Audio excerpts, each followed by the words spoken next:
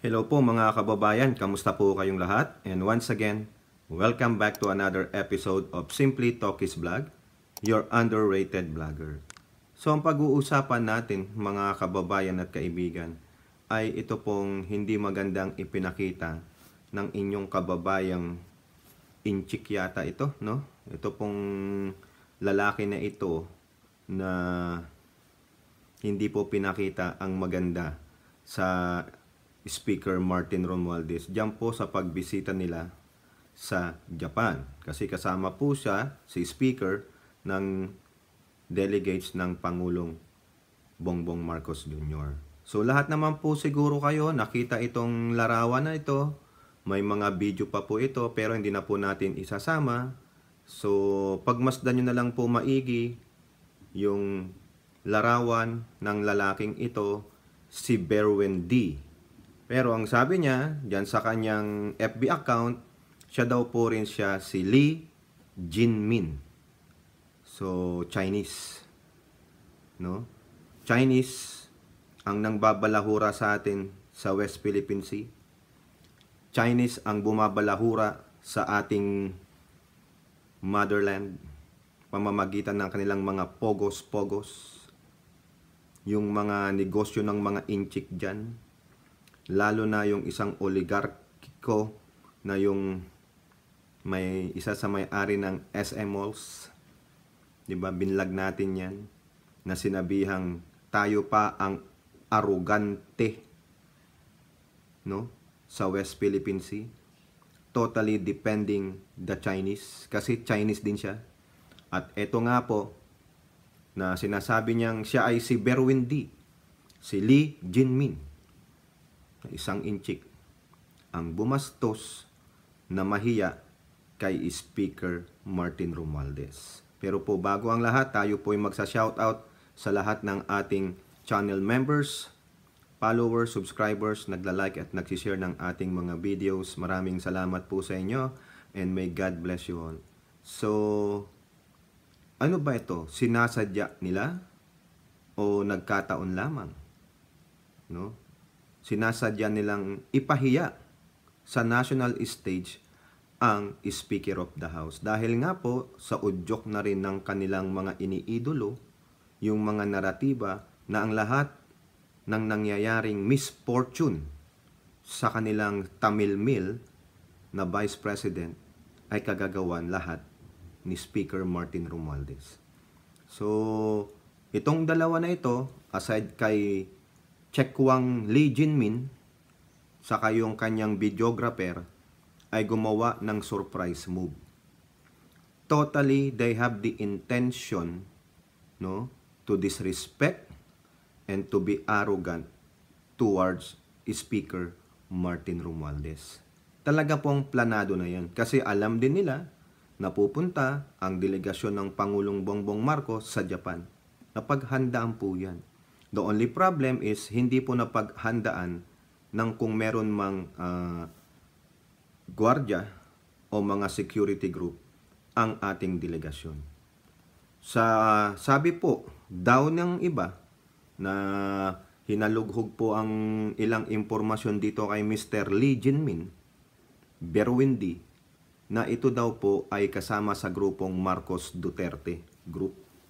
So therefore, susuportahan niya si Pangulong BBM at yung kanyang tamilmil na Vice President pero hindi si Martin Romualdez.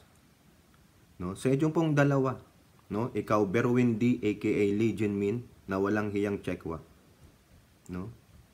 Sa palagay mo napakaganda ng ginawa mo. Oo.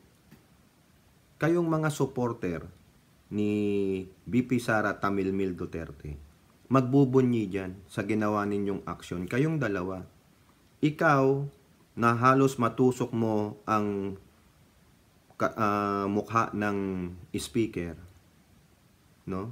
Nilapitan ka, tinreat kayo ng maayos, pero anong ibinabalik ninyo? Di po ba? Napaka walang hiyan yan. Hindi po Pilipino yan. Tignan nyo ang last name niyan. Meron pa siyang Chinese name. Mga bastos, mga arrogante. Classic example ng ugaling inchik. Tandaan niyo yan mga kababayan. Tapos yung kasama niya, no? Base po sa aking nakita sa Facebook page ni Mr. Benji Contreras, no? Maraming salamat po, Mr. Benji, ay isa pong Filipino-Japanese, Nagomo. Yung nagbibideo siguro yan, no? Hindi po natin ano yan. Yun namang nagbibideo din po, mga kababayan. Nagpapasalamat nga siya, pero sarcastic. Nadinig ko po sinabi niya, salamat sa pang-aapi mo kay Ka Eric. Di po ba? Hindi daw po maganda yon. O ikaw, kung sino ka man, anong pangalan mo? No? Ikaw na Hapones. No? O baka inchik ka din. Paano mo napatunayan na si Speaker Martin Romualdez ang nang-api sa fake news peddler at dating kadring si Eric? Na naniniwala ako, no? At kasama na rin si Representative Dan Fernandez na itong iniidolo niyong kadre at fake news peddler na si Eric ay hindi nareporma. Sumuko dahil may intensyon. No? Sumuko dahil meron siyang malaking plano. Yan na nga po. Ang pag-awayin ang Kongreso. Ang paghiwalayin ang unity. Palagay niyo magtatagumpay kayo. Kayo-kayo na lang. No? Sa mga supporter ni Tamilmil Duterte, nagbubunyi po sila dyan. Nagbubunyi sila dahil muntik na po nilang masaktan ang physical, no, ni Speaker Martin Romualdez. Nagbubunyi sila dahil nagtagumpay sila na maipahiya ang speaker. No, nakita niyo yung placards niya. Support BP? Protect BP ba? Ang sinasabi nitong ungas na ito? Please support BP, Inday Sara Duterte. Suportado naman siya. Di po ba? Ano problema ninyo? Tinanggalan ba siya totally ng budget ng Kongreso? Hindi po. Dahil pag totally tinanggalan siya ng budget, no? Lalo na sa DepEd, mananagot ang Kongreso. Dahil base sa ating 1987 Constitution, number 1, dapat ang DepEd sa highest budget every year. Sa BP, dapat nga, di nabigyan ng budget yan. Wala naman trabaho yan. He's just president in waiting. Pasahuran nyo lang, pero bibigyan nyo pa ng budget? No. Useless. Di po ba? Hindi na kayo nahiya na dalawa. So, itong mga Duterte supporter is like their, yung mga iniidolo nila. Diba? Yung si Tamilmil, nananapak, no? Namimisikal. Si Duterte, naggaganon, nagdi-dirty finger, pati bunganga, napakabastos. Mas mabuti na daw yung bastos kasi kumikilos. O kumikilos nga. Pero na-resolve ba lahat ng problema? Ang nakuha ng mga followers niya, yung masama niyang ugali. No, ayan. 'Di ba? Nananakit ng kapwa. Sobrang pikon. No?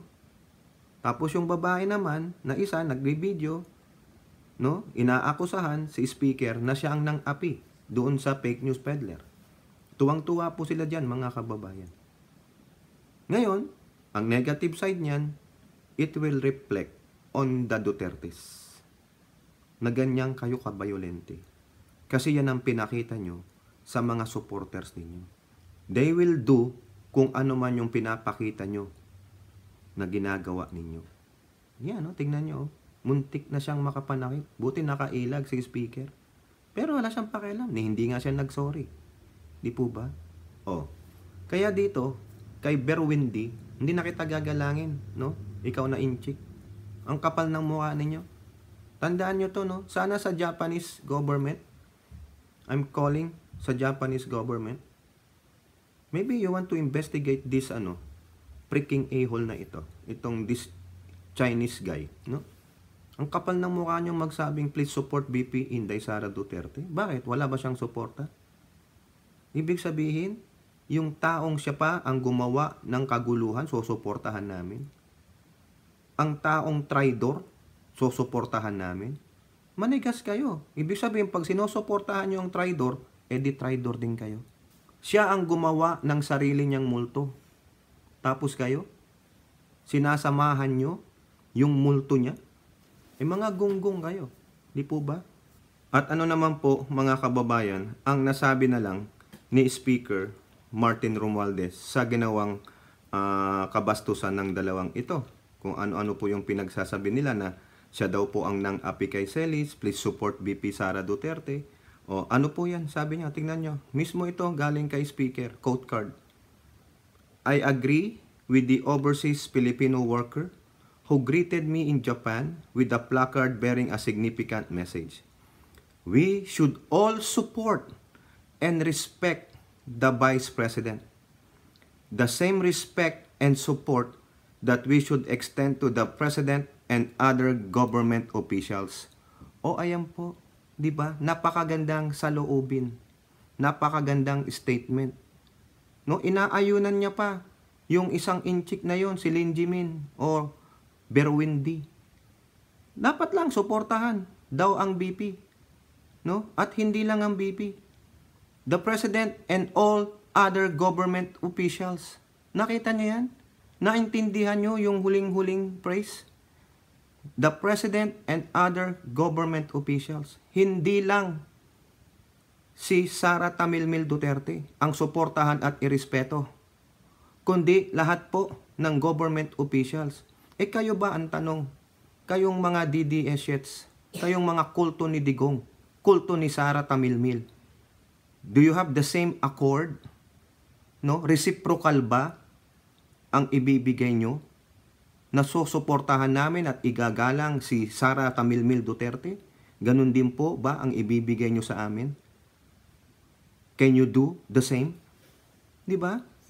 Sabi nga nila, you have to earn the respect. Ang tanong, rumirespeto ba si Sara Duterte the way she acting now? The way na hindi niya pinapansin? Ang speaker, remember? Yung last time, pagsalubong sa Pangulo, di ba? Nakita nyo paano niya bastusin ang speaker?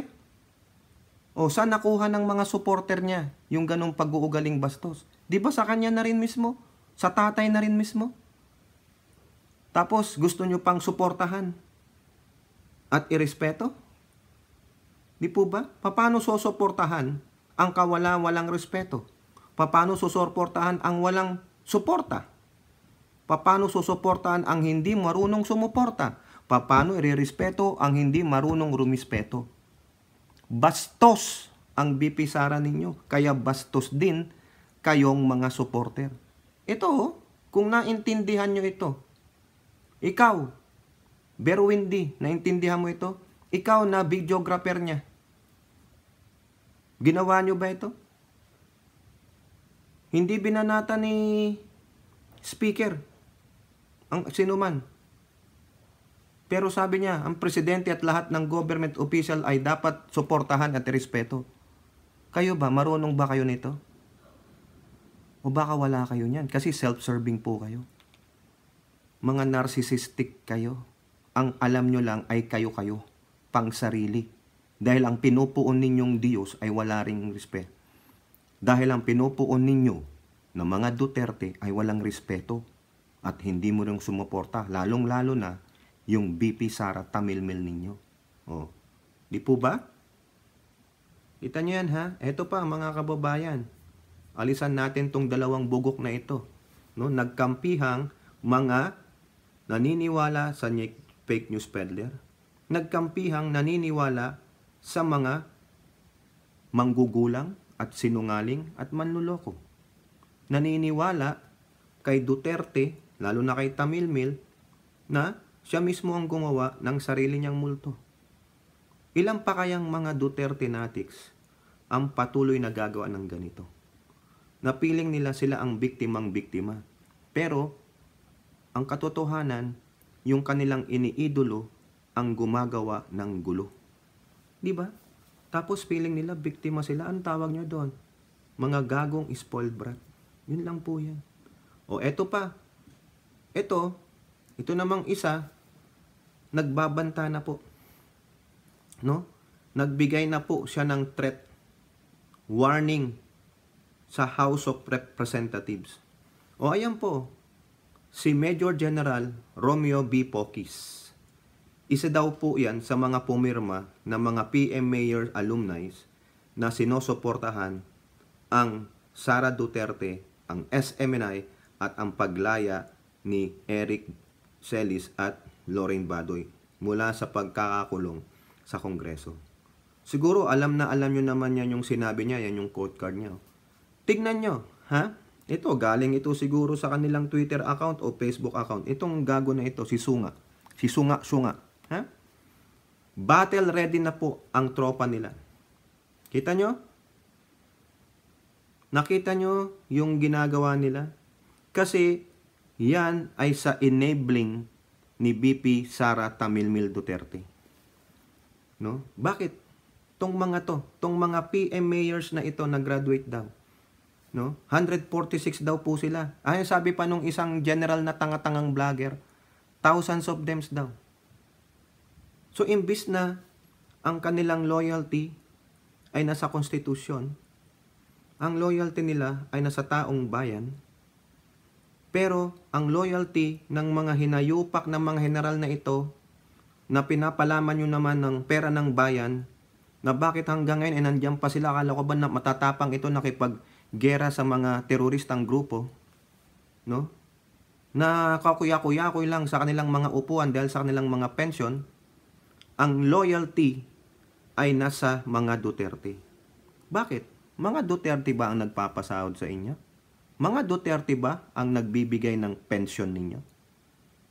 O ikaw dyan, General Browner, paano mo maano ito? Meron ka pa bang control sa mga to? O wala na kasi hindi na active sa service itong mga to. Lalong-lalo na tong si Pocis. Kasi may na-research po na ipinorward sa akin na ito palang si Pocis ay appointee ng dati niyong Pangulong once and powerful Fallen from Grace Rodrigo Roa Duterte. BCDA, ano po siya? Chief, yung parang Bases Conversion Development Authority. Nung nag-retire siya, pinasok siya. O ayan. Siguro lang mga kababayan, ha? Maybe, lahat ng mga na-retire ng mga uniform personnel, whether you are a policeman or a AFP, na in-appoint ni Duterte sa posisyon, yung mga generals na mga hinayupak na yon, no, hindi naman po lahat, ay sila ang sumali doon sa 146 na petisyon na siyang ipinagmamalaki nitong gago na ito na si Major General Romeo B. Pocis. No? Nag-blink ang representative. Tingnan nyo pa yung sa dulo na sinabi niya. So really watch out pag napuno ang salop. So kayo dyan po sa House of Representatives, 300 of you, siguro except yung ang kapatid ni Tamilmil, si Pulong Duterte, no? Gagawa nila kayo ng harm pag hindi nyo pa totally pinakawalan itong dalawa na ito. Just in case, patawag nyo ulit, i-contempt, ikulong nyo ulit, they will rise up kasi nagbabanta na po siya. Ha? But watch is still. No, sabi niya. Diba? Watch is still. While Badoy and Celis were released, the other burning issues have not ended. Ano yung mga burning issues? Yung kanilang mga open the books? Ano pa? No? Kayo sibilyan. Kumukuda ng pension ninyo galing sa taxpayers' money. Anong kasalanan ng Kongreso sa inyo? Lalo na ng House of Representatives. So, ibig sabihin, walang pakialam, walang oversight ang Kongreso sa anumang gagawin ng mga fake news peddler sa gagawing mali ni Tamilmil? Kaya huwag kang magmalaki, Romeo Pocis, ha? Kapokis ka dyan. So watch out ka pa? Gawin nyo na para magkaalaman. No? So really watch out. Pag napuno ang salop, pagbabanta na po yan. House of Representatives, so you better watch your six. Kayo dyan sa House of Representatives because this guy is delusional. Magtatawag at magtatawag ito, lalo na yung mga na-appoint ni Duterte, na ang loyalty ay nasa pamilyang Duterte. Ang tanong, magkano bang sinalpak na pera ni Duterte sa inyo? Ano ang binigay sa inyo ni Duterte? Bakit ang loyalty ninyo ay nasa Duterte? Bakit? Pera ba ni Duterte ang isinalpak sa mga bunganga ninyo? Pera po ng taong bayan yan. Kaya dapat ang loyalty nyo nasa konstitusyon. Ang loyalty ninyo nasa taong bayan, hindi sa iisang pamilya na alam naman nating mga bench pull na pag hindi nakuha ang gusto nila ay maninira. Kitang-kita naman yan. Tignan nyo si Tamilmil Duterte. Ito, meron pong ginawang larawan dyan, no? Salamat po sa gumawa nito. Mang-aasar na lang tayo dito. Ha? Mga kababayan, ito tingnan nyo, nakita ko lang po ito sa social media, no? Credit po sa gumawa nito. Ayan, no? Isusumbong kita sa tatay ko. Yan po yan. Itong dalawang demonyong ito, bench pull, mapaghiganti po yan. No? Kaya watch out po kayo, House of Representative, lalong-lalo na dito sa mga in-appoint ni Duterte at pumirman dyan sa manifesto nila. Sabi ni Pokis, watch out. Pag napuno ang salok, ano gagawin mo? Subukan mo na, sige na. Tuloy mo na yan para magkaalaman. No? Ngayon, these things, mga kababayan, sinasabi ko sa inyo, has a negative impact on your Tamilmil Duterte. Kasi it reflects on her. Ganito po ang mga klase ng mga supporters niya. Vindictive, benchful, at nagtitreat. Kasi pareho po sila ng mga ugali. Kayo po, ano pong inyong masasabi? Comment down below. And don't forget to like and share. Hope to see you on our next videos. Bye-bye. God bless.